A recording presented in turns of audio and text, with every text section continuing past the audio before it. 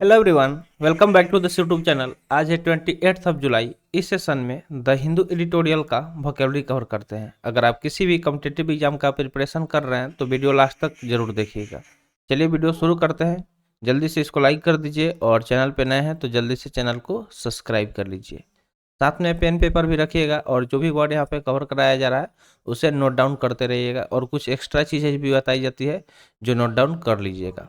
तो चलिए देखते हैं वर्ड। पहला वर्ड है इम्बार्क। इम्बार्क की बात करें तो यहाँ पे ये वर्ब की तरह काम कर रहा है। तो वर्ड के साथ साथ हम लोग इसका पार्ट्स ऑफ स्पीच भी देखेंगे। अगर इसके मीनिंग की बात करें तो इसका इंग्लिश मीनिंग हो जाएगा begin A course of action, यानी कि किसी चीज़ को शुरू करना, किसी कोर्स ऑफ एक्शन को शुरू करना, स्टार्ट करना, चालू करना। तो इसका हिंदी मीनिंग क्या हो जाएगा? प्रारंभ करना। ठीक है, प्रारंभ करना, शुरू करना, आरंभ करना। अब आइए इसके सिमिलर वर्ड्स को देख लेते हैं जिसका मीनिंग सेम होता है।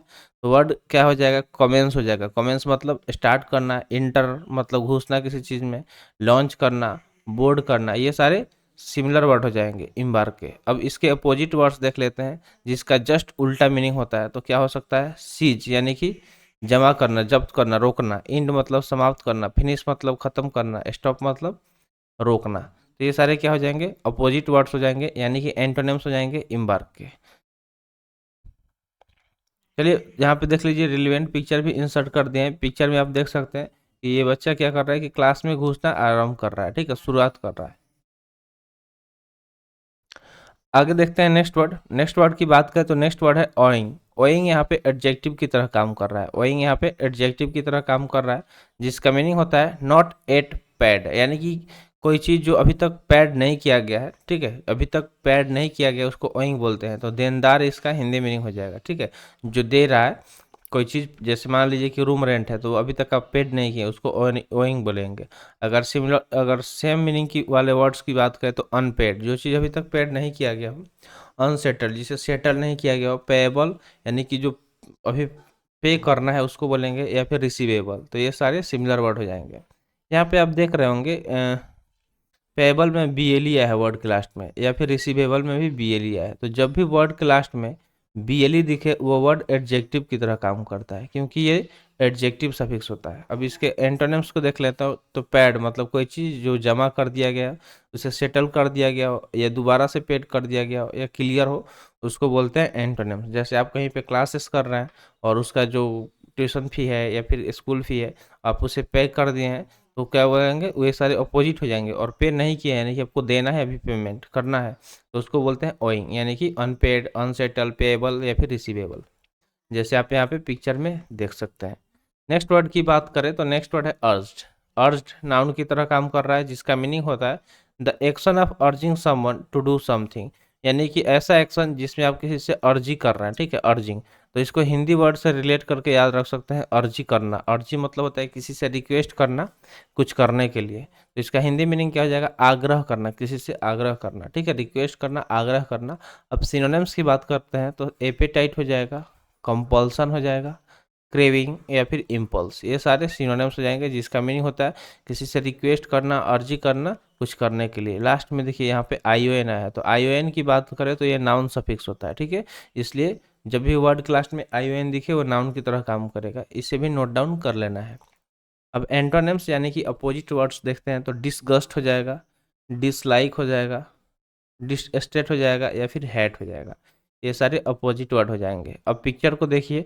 पिक्चर में क्या हो रहा है कि ये बंदा स्नेल के ऊपर चढ़ के इससे अर्ज कर रहा है, यानी कि अर्ज कर रहा है कि भाई तू आगे चल, आगे चल।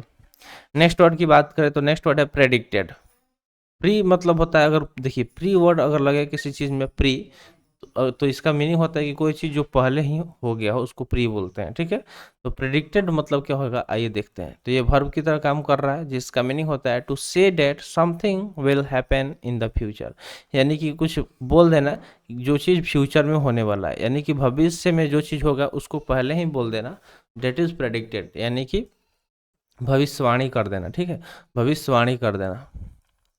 अगर इसके सिनोनिम्स की बात करें तो कंक्लूड, इन्विजन, फोरकास्ट या फिर फोरसी, ये सारे सिनोनिम्स जाएंगे। एंटोनिम्स की अगर हम बात करें तो इग्नोर, कैलकुलेट, डिसबिलीव या फिर मेजर, ये सारे अपोजिट वर्ड हो जाएंगे। यहाँ पे पिक्चर देख सकते हैं। मान लीजिए कि ये किसी तरह का एक यंत्र है जिसे पहनने के बाद आपको आपका फ्यूचर दिख जाएगा। जैसे आप मूवी देखे होंगे क्रिस मूवी, ऋतिक रोशन का। इसमें एक ऐसा कंप्यूटर बनाता है कि जैसे ही वो अपना वहाँ पे हाथ रखता है, उसका पूरा फ्यूचर देखने लगता है कि उसके साथ आगे क्या होगा। तो वो क्या हो रहा है, यानी कि वो प्रेडिक्ट कर दे रहा है कंप्यूटर। समझ में आ गया इसका मीनिंग। नेक्स्ट वर्ड है ब्रिज्ड। ब्रिज्ड यहाँ पे वर्ब की तरह काम कर रहा है, जिसका मीनिंग होता है make a gap in and break through a wall barrier और डिफेंस। यानी कि कोई एक गैप बनाना या फिर ब्रेक थ्रू करना किसी वॉल बैरियर और डिफेंस को, उसको बोलते हैं ब्रिज्ड। तो ब्रिज मतलब होता है उल्लंघन करना। जैसे मान लीजिए कि कोई बंदा है जो बॉर्डर को ब्रिज कर दे रहा है, यानी कि क्रॉस करके दूसरे कंट्री में चला जा रहा है, तो उसको बोलते हैं ब्रिज बोलते हैं, यानी कि वो उल्लंघन कर दिया। सिनोनिम्स की बात करें तो क्रैक, रिफ्ट, रप्चर या फिर अपर्चर, ये सारे सिमिलर वर्ड हो जाएंगे। एंटोनिम्स की अगर हम बात करें तो एग्रीमेंट क्या हो जाएगा, एग्रीमेंट, क्लोजिंग, क्लोजर या फिर जंक्चर, ये सारे अपोजिट वर्ड्स हो जाएंगे। ठीक है, जैसे आप यहाँ पे पिक्चर में देख सकते हैं कि कोई लॉक है, उसे क्रैक कर दिया गया, तोड़ दिया गया, तो ब्रिस्ट मतलब उल्लंघन कर देना, किसी नियम को तोड़ देना।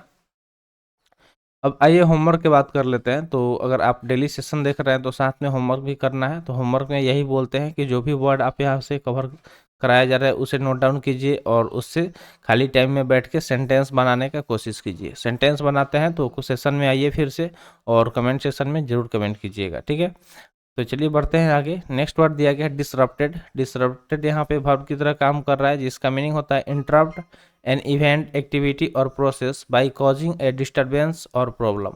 तो देखिए डिसरप्ट मतलब होता है इंटरप्ट करना, यानी कि बीच में बाधा डालना किसी इवेंट में, यानी किसी एक्टिविटी हो रहा है, कोई क्रियाकलाप या कोई प्रक्रिया में, बाय कॉजिंग डिस्टर्बेंस और प्रॉब्लम, यानी कि उसमें प्रॉब्लम यानी कि समस्या या डिस्टर्बेंस कॉज करके, उसको बोलते हैं डिसरप्टेड, जिसका मीनिंग होता है बाधित, किसी चीज़ को बाधित कर देना, रोक देना। कोई इवेंट हो रहा है, कोई एक क्रियाकलाप या कोई प्रक्रिया। सिनोनिम्स की अगर हम बात करें तो डिस्टर्ब हो जाएगा, यानी कि डिस्टर्ब करना, बाधित करना, रेटल हो जाएगा, एजिटेट हो जाएगा या फिर बोलिक्स हो जाएगा। एंटोनिम्स की बात करें तो अपीज, सूथे, काम, क्लियर अप, ये सारे अपोजिट वर्ड हो जाएंगे। जैसे यहाँ पे पिक्चर देख रहे हैं कि मान लीजिए कोई चीज़ प्रोसेस हो रहा है, बीच में आप हाथ लगा के उसे रोक दिए। ठीक है, उसे क्या किया, रोक दिए। अगला वर्ड दिया गया है रीस्टोर्ड। रीस्टोर्ड वर्ब की तरह काम कर रहा है, जिसका मीनिंग होता है the action of returning something to a former owner, place और कंडीशन। तो रीस्टोर मतलब होता है किसी ऐसा एक्शन जिसमें किसी चीज़ को रिटर्न कर दे रहे हैं उसके पहले वाले कंडीशन में, पहले वाले जगह पे, उसको बोलते हैं रीस्टोर्ड। जैसे मान लीजिए कि हम लोग फ़ोन भी रीस्टोर मारते हैं। ठीक है, रीस्टोर मारते हैं या फिर रीसेट मारते हैं। तो जब हमारा फ़ोन रीसेट होता है तो उसमें जो भी चीज़ नया एप्लीकेशन वगैरह हम लोग खुद से प्ले स्टोर से डाउनलोड किए होते हैं, उससे वो सब खत्म हो जाता है, और जो जैसे फ़ोन नया होता है उस तरह का उसमें कंडीशन आ जाता है।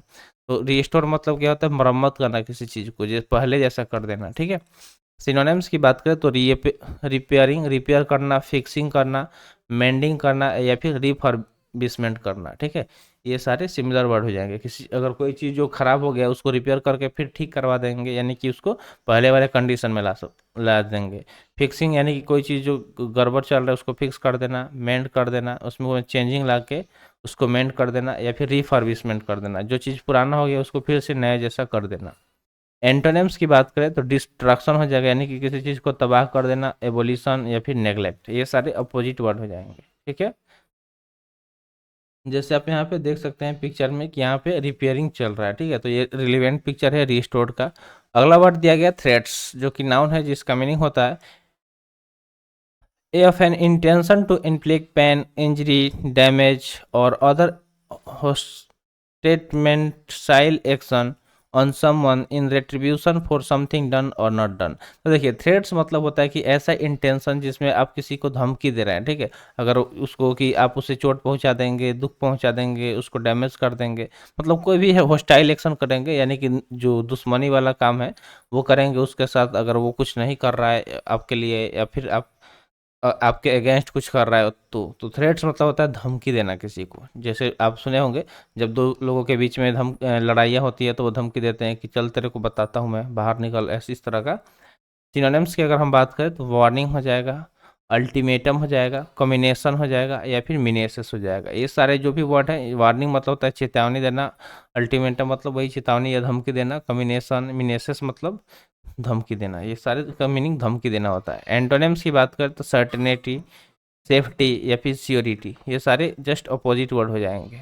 अगला वर्ड दिया गया है रेस्ट्रिक्शंस लास्ट में आई एन आया है इसलिए नाउन की तरह काम कर रहा है, जिसका मीनिंग होता है ए लिमिटिंग कंडीशन और measure specially a legal one. Restriction मतलब होता है लिमिटिंग कंडीशन किसी चीज़ का, मतलब उतना ही चीज़ आप कर सकते हैं, उससे ज़्यादा नहीं कर सकते हैं, ठीक है। तो इसका हिंदी मीनिंग हो जाएगा प्रतिबंध लगाना किसी चीज़ पे। अगर सिनोनिम्स की हम बात करें तो इसका सिनोनिम्स चेक हो जाएगा, कंडीशन, कंस्ट्रेंट या फिर कंट्रोल हो जाएगा। एंटोनिम्स देखें तो इसका एंटोनिम्स अलाउंस, लिबरेशन, परमिशन या फिर एडवांटेज हो जाएगा। तो अलाउंस मतलब होता है अनुमति दे देना, लिबरेशन मतलब आज़ादी दे देना, परमिशन मतलब भी अनुमति दे देना, और एडवांटेज मतलब फ़ायदा उठाना। तो ये सारे अपोजिट वर्ड हो जाएंगे। जैसे बहुत जगह, जैसे मान लीजिए कि कोई रोड बन रहा है, ठीक है, ये मान लीजिए कि रोड बन रहा है, इसका रिपेयरिंग चल रहा है, तो इसको यहाँ पे रोक दिया जाता है, ठीक है, बैरियर वगैरह लगा के रोक दिया जाता है, या इसको साइड से इस तरह से रास्ता दूसरे जगह से दे दिया जाता है, यानी कि रेस्ट्रिक्ट कर दिया गया कि आप यहाँ से जाएंगे। या फिर जैसे आप पेट्रोल पंप पे गए तो वहाँ पे स्मोकिंग रेस्ट्रिक्शन होता है, क्योंकि वहाँ पे आग लगने का संभावना ज़्यादा होता है। आगे देखते हैं नेक्स्ट वर्ड। नेक्स्ट वर्ड है सस्पेंडेड, जो कि वर्ब की तरह काम कर रहा है, जिसका मीनिंग होता है इम्पोज्ड बाय ए जज और court but not enforced as long as no further offence is committed within a specified period. तो सस्पेंडेड मतलब होता है किसी को निलंबित कर देना, ताकि आगे वो कुछ नहीं कर पाए, कुछ कुछ टाइम के लिए, एक मतलब खास अवधि के लिए, तो उसको बोलते हैं निलंबन, यानी कि निलंबित कर दिया गया। जैसे मान लीजिए कि कोई ड्राइवर है जो गाड़ी चला रहा है, उससे कोई एक्सीडेंट हो जाता है, तो जो भी नियम कानून है उसके हिसाब से 3 महीना 6 महीना उसका लाइसेंस जब्त हो जाता है, और वो उतने दिन तक गाड़ी नहीं चला सकता, यानी कि उसको सस्पेंड कर दिया जाता है। ऐसे ही जॉब में भी अगर जाइएगा, अगर आप मान लीजिए इंस्पेक्टर, एसआई बन रहे हैं, ठीक है, तो वहाँ पे अगर आप कोई प्रॉब्लम क्रिएट करते हैं तो आपको सस्पेंड कर दिया जाएगा सीनियर द्वारा। एडजॉर्नमेंट की यहाँ पे देखिए सिनोनिम्स की बात करें तो एडजॉर्नमेंट, इंटरप्शन, डिले या फिर स्टे, ये सारे सिमिलर वर्ड हो जाएंगे। एंटोनिम्स की बात करें तो कॉन्स्टिट्यूशन, रिजम्पशन, बिगनिंग या फिर ओपनिंग, ये सारे अपोजिट वर्ड हो जाएंगे, ठीक है। तो आई होप आपको सारे वर्ड समझ में आ गया होगा। तो अगर जहाँ नहीं आया एक बार इस वीडियो को रिवाइंड करके देख लीजिएगा, ठीक है। तो आज के लिए इतना ही, आज का सेशन यहीं पे समाप्त हुआ। सेशन कैसा लगा कमेंट सेशन में ज़रूर बताइएगा। तो मिलते हैं फिर अगले वीडियो में। Thanks for watching. जय हिंद।